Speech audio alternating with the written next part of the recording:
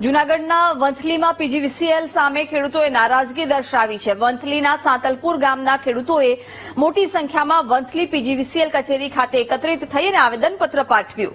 ખેડૂતોની માંગ છે કે શિયાળુ પાક સમયે પૂરતી અને નિયત સમય અનુસાર વીજળી આપવામાં નથી આવી રહી, જેને લઈને તેમના સિંચાઈ સહિતના કામમાં હાલાકી પડી રહી છે।